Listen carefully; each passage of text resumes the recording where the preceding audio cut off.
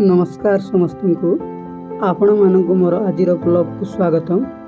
आज मु आपण मानक नहीं जाऊँगी एक सुंदर ट्रिप तालामाली टारे आमर ए सुंदर दिनटी केमिति कटिला सबू किछि आपण माने ए ब्लॉग रे देखि पारिबे।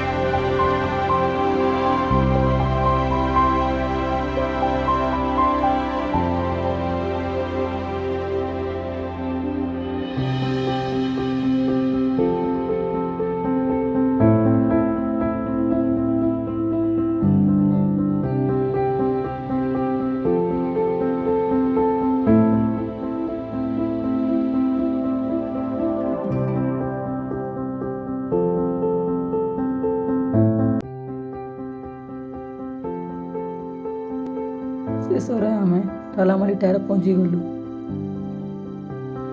आज वेदर ठीक नथिबा सत्य मध्य आम पवन और वर्षा को फेस करी किछि आम फोटो वीडियो काढ़ी मनरे आनंद आनिलु।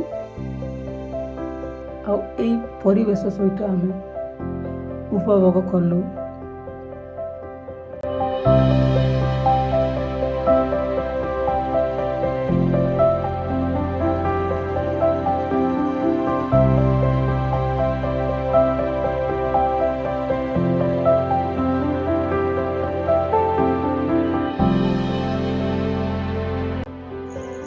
प्राकृतिक सौंदर्य समय काटिबार समय ही अलग थिला। मन तो हेउनथिला फेरिबाकू किंतु समय होई जाउथिला, तेणु आमे सेठारु फेरिबा पई बाहरिलु।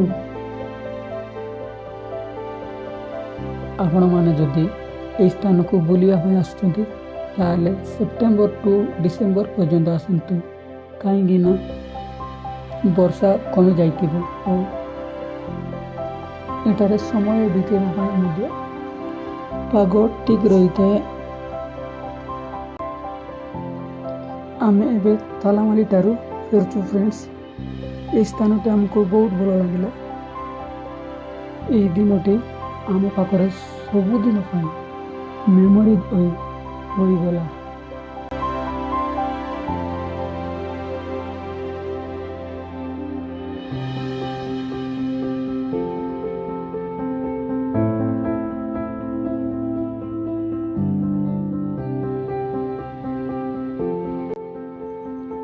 ताहेले फ्रेंड्स यह थिला हमर सुंदर तालामाली ट्रिप। आशा करुच्ची आपण मानक मोर ए ब्लॉग भल लागिथिबो।